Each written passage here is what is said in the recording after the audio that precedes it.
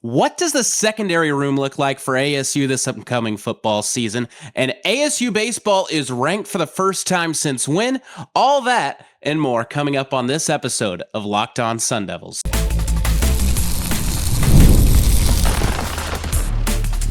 You are Locked On Sun Devils, your daily podcast on the Arizona State Sun Devils. Part of the Locked On Podcast Network, your team every day. What is going on, everybody? Welcome to Locked On Sun Devils, your daily Arizona State Sun Devils podcast, part of the Locked On Podcast Network. I'm Parker Porrill. I'm joined alongside Philip Mulford, and thank you so much, I should say, for making Locked On Sun Devils part of your daily routine, your first listen today and every day. Phil and I, as you can tell, we're on Locked On Sun Devils. We are both huge Sun Devil fans, and we've got a lot to talk about in today's episode. And before we get to that, this episode is brought to you by 5 Hour Energy. Have your cake and drink it too. Birthday cake flavor is back, and there is no fork needed. Vanilla-y, cakey flavor, a caffeinated kick, and no sugar. It's party time. Order now at 5-hourenergy.com or order on Amazon. And Phil, we've talked about, it seems, almost every part of the game when it comes to football with how the rooms are going to look. There's still some more that we need to touch up on, but how could we skip over the defensive backs for this long? I mean, what have we been thinking? Arguably one of the most important positions in all of football. It's not just the most important position or one of the most important positions in football. It's the one that has the most questions. And that's crazy because we have this quarterback battle going on, who replaces Tyson, but we were down to like our fifth string safety in the Sun Bowl this year. And yeah, some people not opted out, but every single one of our defensive backs is not coming back next year. We have lost all 5 of them, whether they're going to the draft, whether they're gone by the portal, whether they're just out of eligibility. So this is a totally new team. And I love, as much as I love what Brian Ward's been able to do in terms of a really significant defensive improvement since he's come over to ASU, short the occasional 70-yard completion because we blow coverage. But as much as I love what he's been able to do here, Parker, he's had a core to work with. Some starters come back, some leave, and it's just kind of this revolving door. Coming in from nothing is a difficult problem to solve.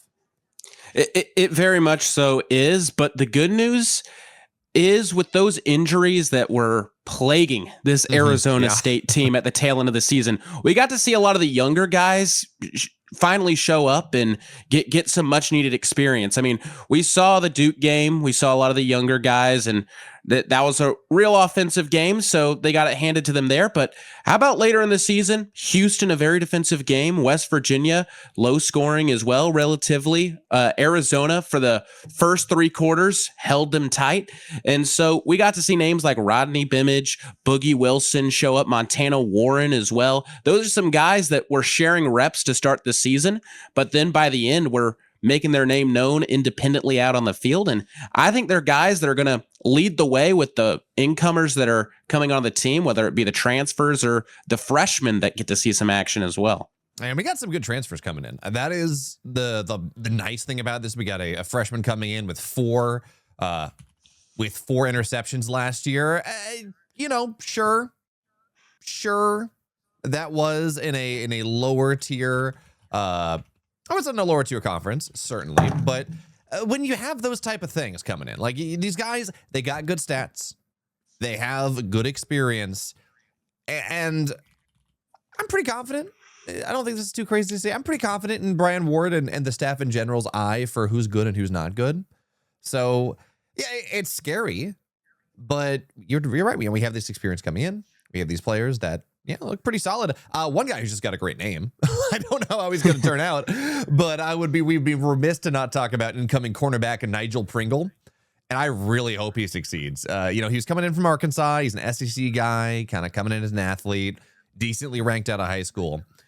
But I just want to be able to talk about his name every week. I want to talk about Nigel Pringle's interceptions because it's just too good, man.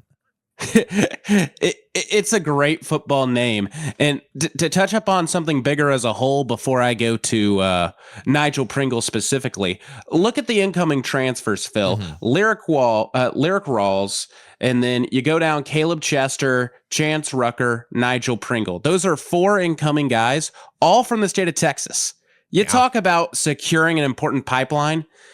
There's also a pair of Florida guys coming in as well, and also a Louisiana guy. So keeping it centralized in the South, but mainly trying to tap into that Texas pipeline. They call them the Texas Devils for a reason, and they just continue to tap into there. But getting Nigel Pringle, it's not just a Texas pipeline that it seems like ASU is after. They want some SEC guys, because there are a lot of players that get that SEC experience, don't really get the playing time, and want to shine, and they head over to sunnier pastures in ASU. And maybe Nigel Pringle's that next name. He's a 3-star transfer, Houston, Texas native.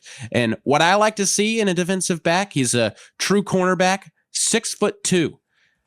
A lot of the times you see some shorter cornerbacks and more known for their speed, but he's up there, gives him 3 more inches on some of the speedier guys, which will allow him to challenge some of the lankier receivers out there. Yeah, that is it's always nice to have size. I mean, yes, you got to do more than just size, but making sure that we have access to the edge. There were a couple times last year where it was just our corners just got out athleticized.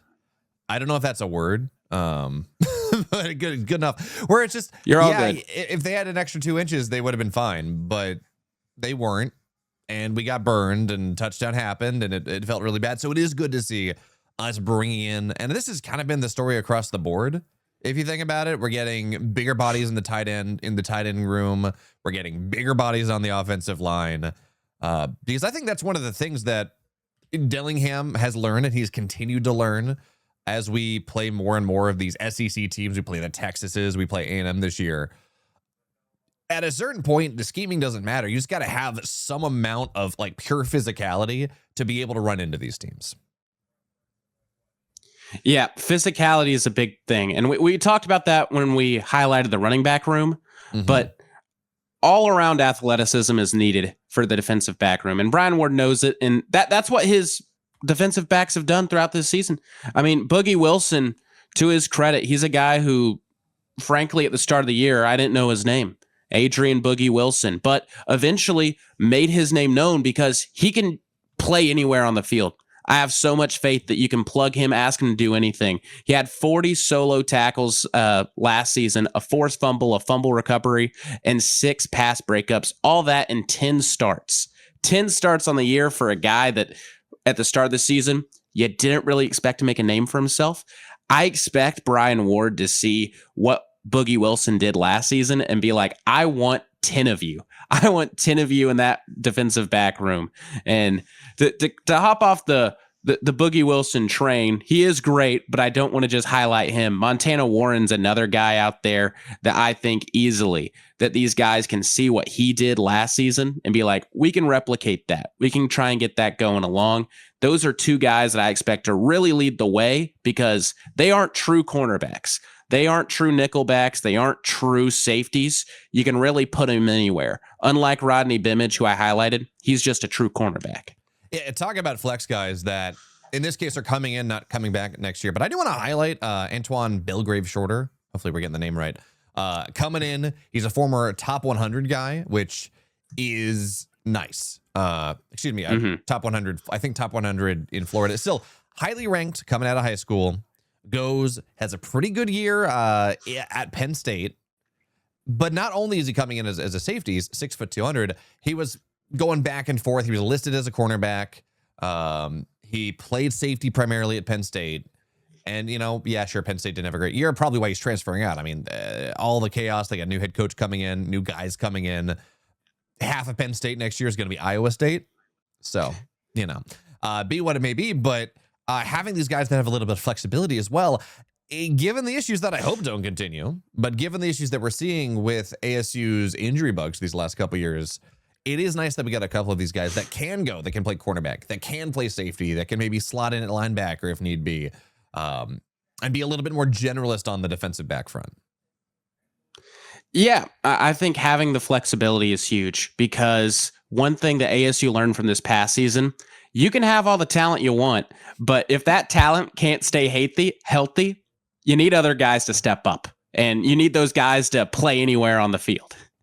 What was it? Our O-line, I think, had like 10 people in rotation, something like that. Something like that, yeah. We're out all of our start. We're out like five or six starters, and it's just getting, So hopefully, and we'll talk about this as things go closer. Hopefully our strength and conditioning team is able to figure out exactly why last year was so bad. Let's please solve this. Not that it's going to be easy. There's a lot of wear and tear on this team because our break is in week 3, and that's after playing in London. So, or I guess week 4. It's week 4. And then it's going to be a lot of straight weeks of football. So hopefully we get that one figured out. But as exciting as hopefully this rebuild is of the DB room, ASU baseball has long been and has always been one of the most successful programs in college baseball. And we are back ranked again. Gotcha. What if sports were traded like markets? Now you can put your sports IQ to the test in real time with Robinhood prediction markets. It's not you against the house. It's you participating in a live market. You can buy or sell positions live all game long, so you can use your sports knowledge in the moments that actually matter. Robinhood prediction market changes the game. It's people moving the action, so when momentum shifts, you move with it. I always knew the game, but I never had a dynamic way to apply that knowledge. So now I can actually take part live in a market powered by people. I'm no longer just a spectator. Play-by-play, I decide. So trade every play with Robinhood, now available across the U.S. Download the Robinhood app now to begin. Of course, futures and cleared swaps trading involves significant risk and is not appropriate for everyone. Event contracts are offered by Robinhood Derivatives LLC, a registered futures commission merchant and swap firm. Of course, we're also brought to you by Wayfair. So spring is the perfect time to refresh your space and make your home better for you. Whether it's updating a room, adding some outdoor furniture, or finally organizing that cluttered corner, it's a great chance to bring a fresh look into your home. That's where Wayfair comes in. From furniture and decor to organizing solutions and outdoor essentials, Wayfair makes it easy to find pieces that match your style and budget. Take me, for example. A couple weeks ago, I was looking for a new couch to go in my office after my brand new, wonderfully cute puppy, well, I guess 6 months old now, decided that my couch was her favorite spot to be in and absolutely destroyed it. So Wayfair made the job super easy. I just went online, went to the site, filtered by, I wanted a blue couch and the size that was going to go into, and needed a love seat. And I just picked out the one that worked best for the space. Boom, bang, easy as that. So whether it's your new desk for a home office, some storage solutions, or outdoor pieces of furniture, it's easy to find something that fits both your style and your daily routine. Find furniture, decor, and essentials that fit your unique style and budget. Head to wayfair.com right now to shop all things home. That is wayfair.com. Wayfair, every style, every home. And if you've been joining us here every single day, first of all, thank you so much. But you should consider checking out the Everydayer Club. It gives you ad-free access to every single Locked On podcast, not just ours, but all of them. And access to a private members-only Discord where we can talk about all the sports stuff with everyone else that cares about it as deeply as you do. And because it's March Madness, we're running a bracket challenge for men and for the women's competitions, where if you win, you're going to get $100 in Locked On store merch, so you can get yourself a hat or a shirt or whatever else you want and compete against Parker and myself and the rest of the Locked On crew. And even better, if you sign up during March, you can use promo code March to get an entire first month free. So no ads, Discord, a couple of bracket challenges, and a free month. It's awesome. Make sure to go check it out. And if you're watching on YouTube, make sure to go let us know what you think about ASU baseball finally being back on top. It's an exciting time. Or let us know about the secondary. That's good news. But Parker, we do have to talk about baseball a little bit because we are ranked again. It's been about a year, but this one feels a little bit better. It does. It does. Oh, sorry, real quick, Phil. I hate to redo the thing. Sorry, my bad. It says the director has muted you on Video Ninja. Should it say that? No. Okay. No, sorry. I just wanted to say that. I don't want your audio. Okay. I just wanted to make sure so we didn't do like 2 segments and then have to redo them. No, I'm recording. I just want to make sure. Okay. Just want to make sure. All right. So I've given you the intro. It feels a little bit better, and I'll cut it there, and then you can just respond. Okay. My bad. Just want to make sure. All right. Yeah. All right. Yeah. ASU baseball, they are in a tremendous spot to be in at this point in the season. Maybe we don't jinx them this time. I know last time we brought them up. They had a rough week in Arlington, Texas, to say the least. So, but either way, they take on Grand Canyon. But more importantly, how about this past weekend against Texas Christian? Mm-hmm. You lose a tough one on Friday night. You could easily tuck your tail between your legs and be like, we're facing the number 17 team in the nation. Let's try and win 1 out of 3. That'll be good. We get a ranked win on the season. How about winning the series? And not just winning the series, outscoring them 16-8 in the final 2 games and blanking them in the Sunday game 4-0. 19-8, by the way. 16-8 would have been 19-8. Yeah. But I'll take 19-8 even more. Yeah. So the Big Bats came out on Saturday, 15-8 game there. And then on Sunday, you talk about blanking them out. Parker, ASU baseball has had some good pitching rotations in the last couple years. We've also had some really bad ones. But this is the first time that we have blanked a ranked opponent since 2018. It's been 8 years. And finally, we've done it again. Yeah, it's been a long time coming. Pac-12 was some tough, hard-nosed baseball. USC, UCLA, Arizona, Oregon. I'm sure I'm forgetting some team out there that they'll have some random fan put in the comment section talking about, hey, you forgot about us being Oregon State. There we go. But the Big 12 is nothing to fluff at either. I mean, TCU, I know Arizona's still in, but let's go to some other teams. Kansas State, some really tough teams in this conference. Baylor, all the Texas teams are really tough. And then you throw in Oklahoma State as well. It's a really tough baseball conference. You have to get used to the grind. TCU, I mean, this was a test. This was a really big test because TCU was in a similar spot to these Sun Devils. This was a TCU team that earlier this season took on an SEC powerhouse, and they got swept. So TCU, they were looking to make a statement early in conference, and ASU, after having a rough go against SEC teams as well, they were looking to make a statement. And the Sun Devils, they proved that they wanted it a little bit more, and not just a little bit more, a lot more. And they showed it on those Saturday and Sunday games. Yeah, man. How about Dean Toigo, by the way? We talked about newcomers and his injury and how much of a problem that is probably going to be for ASU. I mean, he's such a big component of our lineup. And then Dean Toigo comes in. He hits 5 home runs in 6 games. He is just on another level. And, it's not just us saying this. Big 12 says, hey, look, he's the newcomer of the week. So he's getting his recognition. But this guy is on fire. And he's a big part of the reason that ASU is able to make this happen. I mean, we have put up I know we talked about 15-8 and we talked about being able to go and do this. I mean, we've put up some crooked numbers since the Globe Life Field Tournament. It is LMU. So a grain of salt there. Loyola Marymount.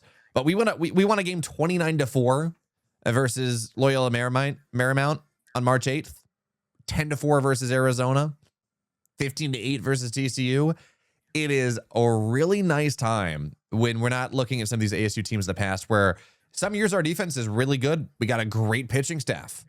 And sometimes we have Spencer Torkelson, and he is mashing and he's doing everything, but our pitching lineup, but our rotation is not doing great. It is nice that we're able to do both for once, Parker. Yeah, it's just getting them to work seamlessly together against high-quality opponents that has been the one Achilles heel. That's what they ran into in Globe Life. However, against TCU, didn't appear to be a problem. No. So tweaking what you saw against high-quality opponents, they did that against LMU. It worked against Arizona, worked against TCU. And we'll see once we get into the heart of conference play if they continue to show that they learn from their previous mistakes. But to quickly talk about Toigo, just to let me give him his flowers real quick. I know you did, Phil, but how about his OPS?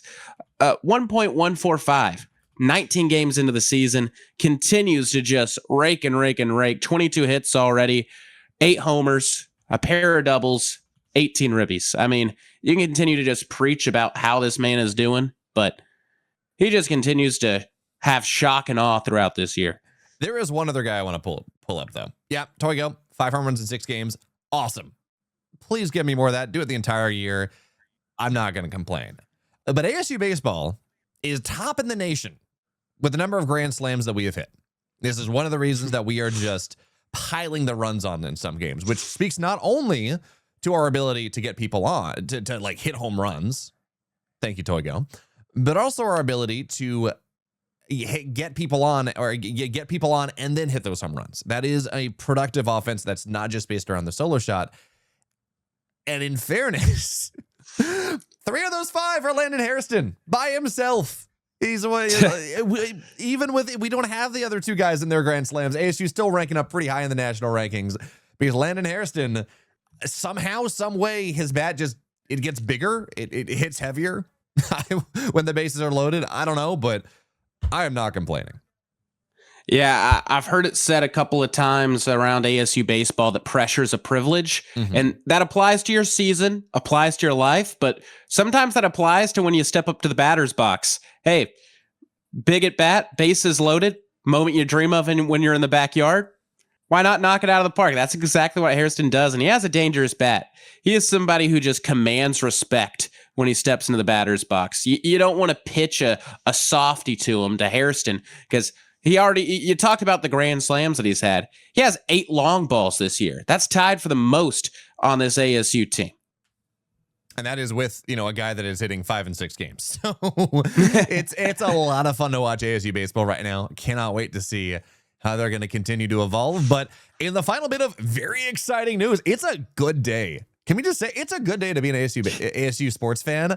I've gotten so used to being depressed about, the basketball got destroyed again. No, ASU women were dancing for the first time in a while. Molly Miller's first year. We're going to talk about that in just a second. This episode is brought to you by Game Time. The biggest stretch of college basketball season is almost here. Buzzer beaters, bracket busters, and those unforgettable moments that everyone's talking about the next day.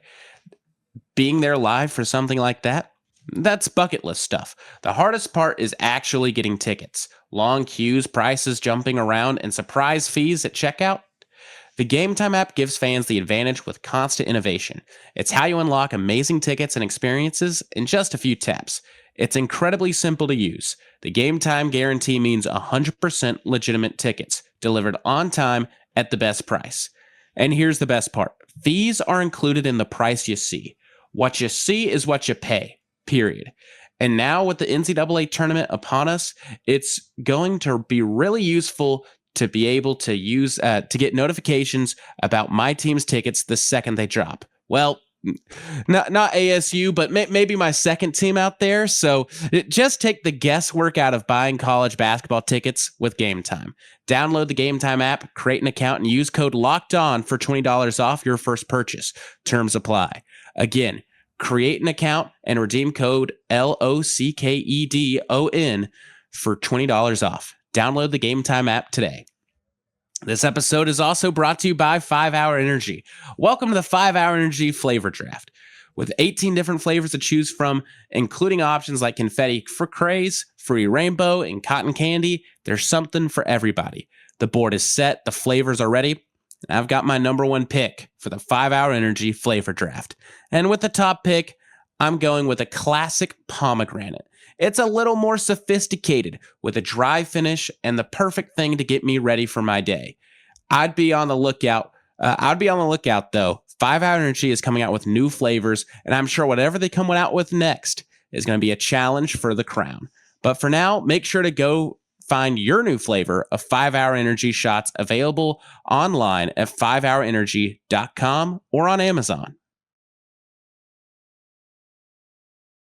So Parker, the women are dancing. Men, not even invited to the Crown Tournament, but women's basketball, they've made their way in. Yes, it's the first 4, but they're in, and what an improvement from last year. I mean, I think that's where we start here. It's 10 more wins than we had last year. It's Molly Miller's first year. Getting to the NCAA tournament any year, unless you're a blue blood, that is not an expectation. That is a privilege. And I am so excited to watch these games to see, we play Virginia in a couple days. I'm so excited to see how this goes because, look, they made it. And now the fun starts. Yeah, tracing back to our last segment, pressure is a privilege. Yeah. And when you set this expectation, now there's a lot of pressure. And it's funny because I think some people would run from that pressure, but something tells me Molly Miller and her staff and her team, they love this privilege. They love the fact that they have the expectation to, hey, we're a tournament team. We're now expected to win some games. And they have a tough opponent and an interesting opponent in Virginia. And I know we're going to highlight their opponent in tomorrow's episode or later on down the line. We have plenty of time to talk about them. But Arizona State, they have a tall task in taking down Virginia. Mm-hmm. But the good news is this is an Arizona State team that hasn't run from a challenge this year. That sure, they've had their shortcomings. Look at the TCU game, the first time they played Iowa State as well. But how about in Kansas City, an Iowa State team that blew them out of the water by over 30 points or close to it. And then going to Kansas City, almost in their backyard, way closer to Ames, Iowa than Phoenix, almost Hilton Center Southeast, if you can consider it that, and just smacking them 77-68.